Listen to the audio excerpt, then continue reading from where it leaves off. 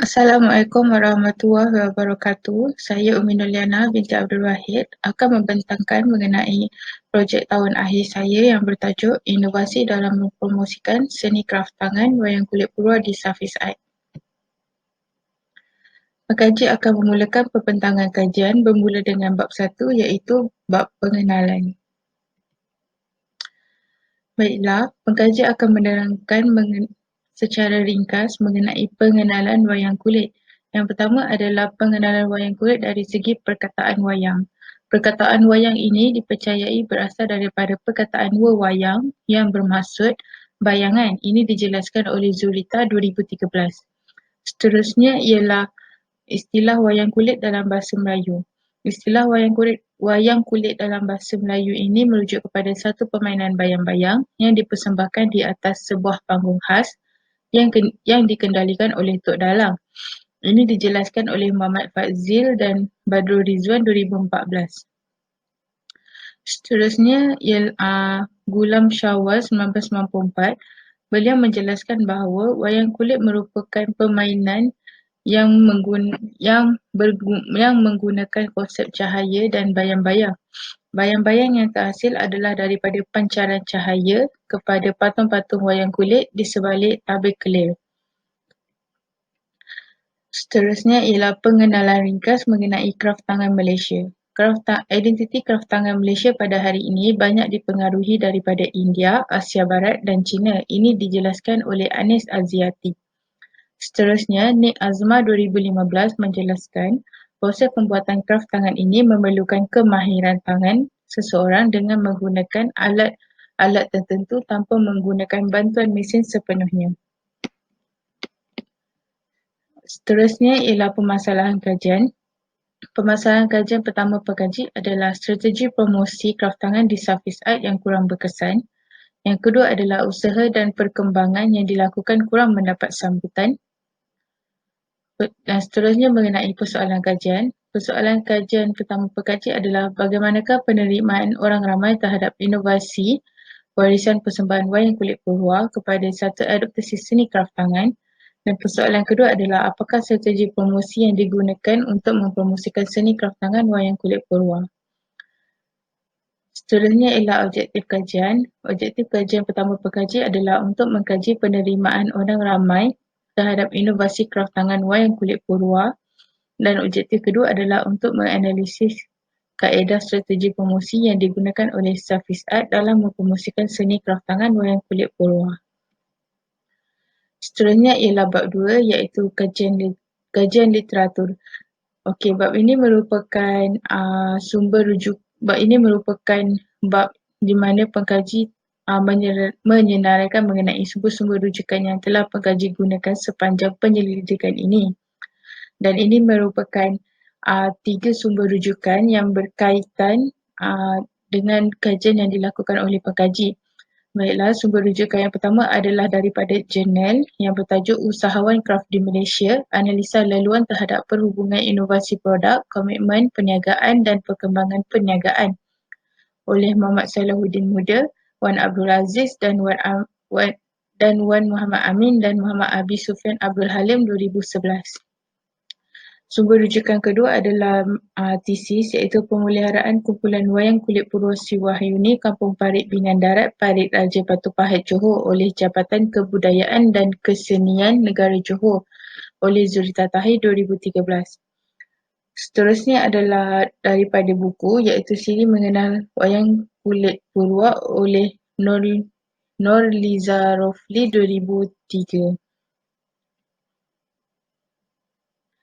Baiklah, seterusnya ialah bab 3 iaitu metodologi kajian. Dalam bab ini, pengkaji telah menggunakan teknik pengumpulan data mixed method. Yang pertama, teknik pengumpulan data yang pengkaji gunakan adalah kualitatif dan kuantitatif. Di mana di bawah kualitatif ini terdapat kaedah temubual, kaedah pemerhatian dan kaedah dokumentasi. Manakala data kuantitatif pula merupakan borang soal selidik. Seterusnya ialah sumber data. Sumber data pengkaji adalah daripada data primer dan data sekunder, di mana data primer merupakan data daripada informan dan data daripada responden. dan data sekunder merupakan sumber rujukan yang pengkaji perolehi daripada pusat khidmat maklumat dan akademik serta laman web rasmi universiti. Baiklah, seterusnya pengkaji akan menjelaskan mengenai teori yang pengkaji telah gunakan sepanjang kajian ini dijalankan dan pengkaji telah memilih teori push and pull oleh Marlakuri 2017. Elemen push and pull ini teori push and pull ini terbagi kepada dua elemen, di mana yang pertama ialah elemen push yang elemen push ini merupakan satu aktiviti promosi kepada satu saluran pengedaran, dan elemen pull pula merupakan elemen yang digunakan sebagai alat komunikasi yang berkesan dalam sesebuah promosi.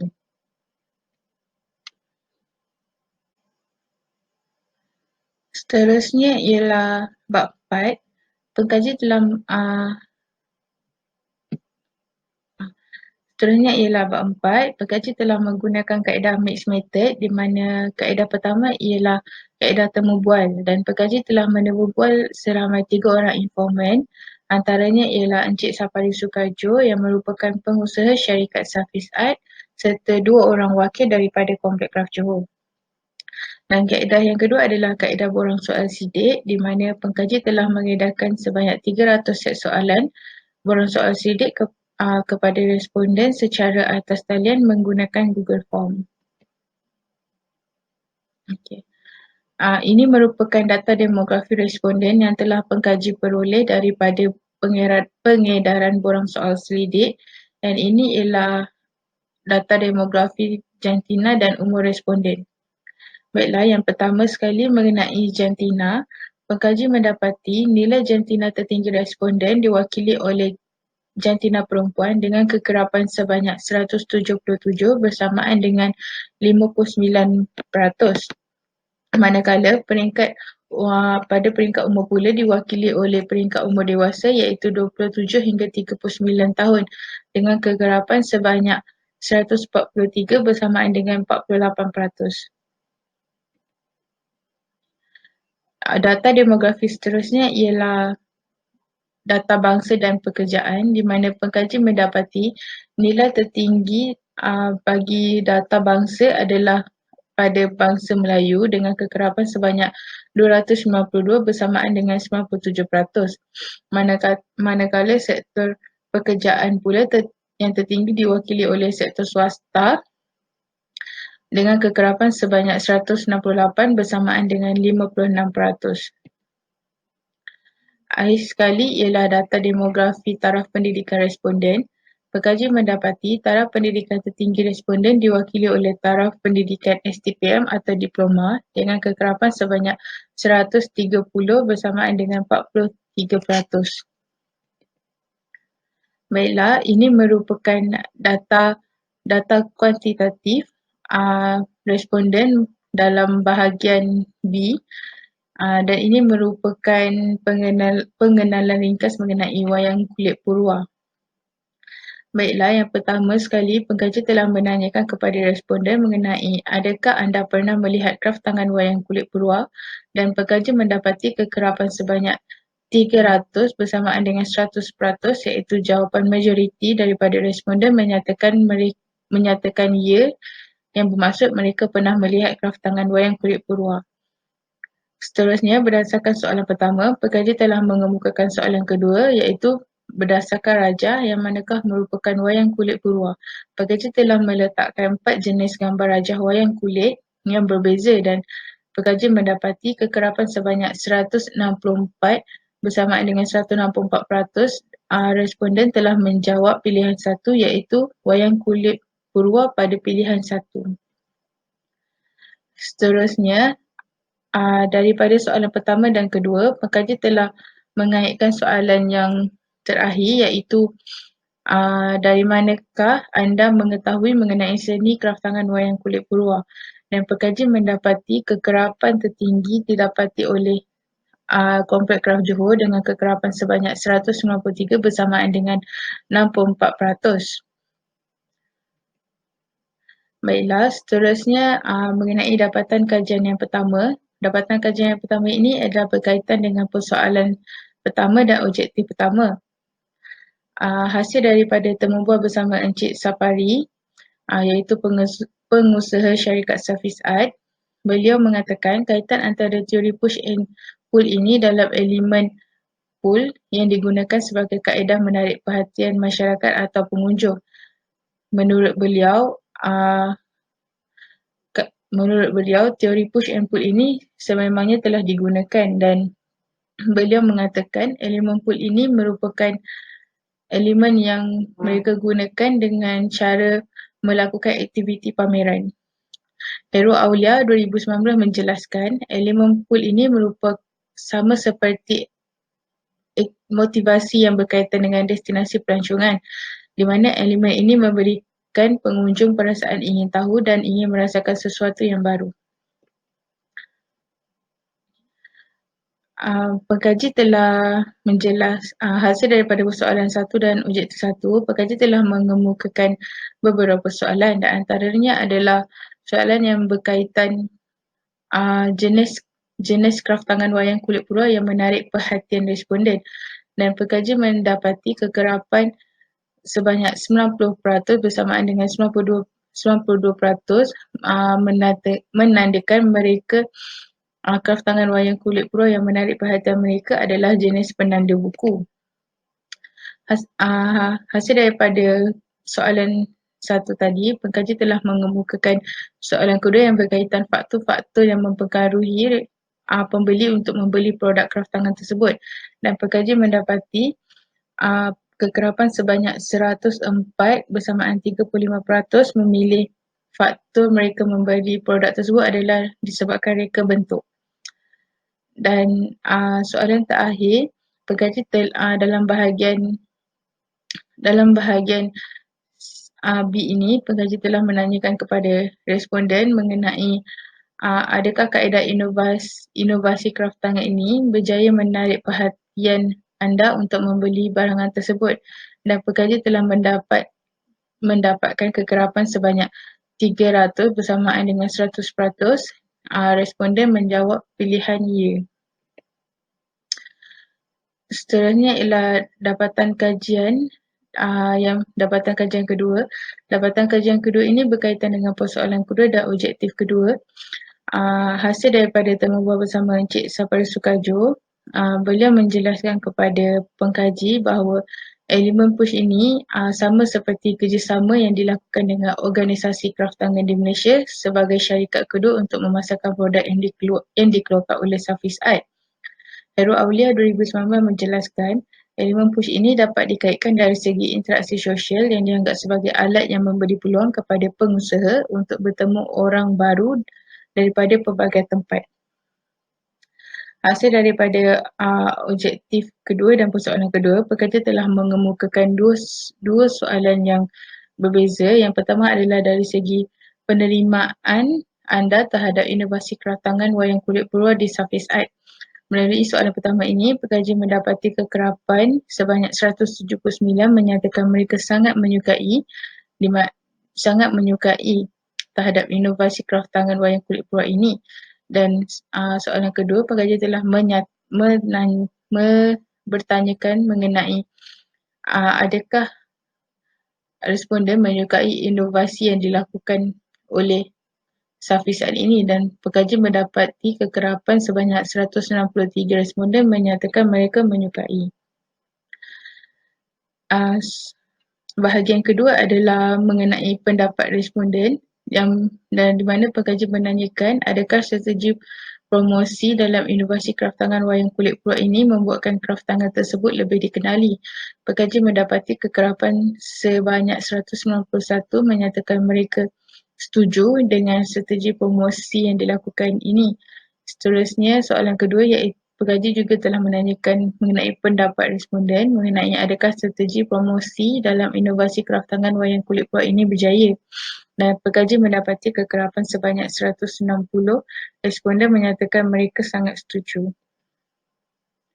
Baiklah, yang terakhir adalah bab 5 iaitu kesimpulan dan cadangan. Pekaji akan menerangkan mengenai rumusan dapatan yang pertama yang berkaitan dengan persoalan 1 dan objektif 1. Hasil daripada temu bual dan edaran borang soal selidik, pekaji mendapati peningkatan atau perkembangan dalam promosi produk kraft tangan wayang kulit peluak ini dapat dilihat melalui tempahan khas yang diterima oleh Safiz Art daripada pelanggan.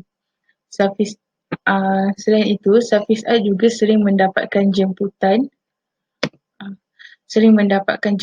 dari pihak sekolah di sekitar Bandar Lakin, di mana jemputan ini telah membuktikan bahawa penerimaan masyarakat sekeliling terhadap inovasi kraft tangan wayang kulit peluak ini semakin berkembang. Malah mereka juga menginginkan pameran tersebut dilakukan di sekolah-sekolah bagi meningkatkan pengenalan awal kepada para pelajar. Seterusnya, dapatan kajian bagi persoalan kedua dan objektif kedua. Pekaji mendapat hasil daripada kajian yang dilakukan ini. Pekaji mendapati promosi dalam produk kraft seperti kraft tangan wayang kulit peluak ini lebih berjaya dengan cara pengenalan produk dari penglihatan dan pengalaman masyarakat itu sendiri dengan menghasilkannya. Sebagai contoh, Safiz Arts setiap pameran yang diadakan akan mengadakan aktiviti ringkas seperti pendidikan kraft, di mana dari situ Safiz Art akan memberikan peluang kepada pengunjung untuk melakukan aktiviti tersebut bagi memupuk semangat ingin tahu mereka dan ingin mengenali lebih lanjut mengenai produk ini. Baiklah, seterusnya ialah cadangan dan pendapat. Hasil daripada kajian ini, pengkaji telah mendapati informan pertama pengkaji iaitu Encik Sapari Sukarjo telah memberikan cadangan beliau mengenai promosi kraft tangan ini. Menurut beliau menyatakan bahawa permohonan kerjasama daripada jabatan kerajaan lain seperti Jabatan Kebudayaan Kesenian Negara JKKN untuk bekerjasama dengan Corporate Kraft Johor membantu mempromosikan warisan ini. Beliau berpendapat bahawa sesebuah produk kraft itu akan berjaya dijual ataupun dipromosikan sekiranya terdapat persembahan yang mampu menarik perhatian mereka dan pengunjung atau pembeli akan merasakan ingin membeli sesuatu sebagai kenangan yang menunjukkan mereka pernah melihat persembahan tersebut. Seterusnya ialah cadangan daripada pengkaji. Sepanjang penyelidikan ini dilakukan, pengkaji dapat melihat bahawa perkembangan promosi ataupun penerimaan masyarakat terhadap produk kraft ini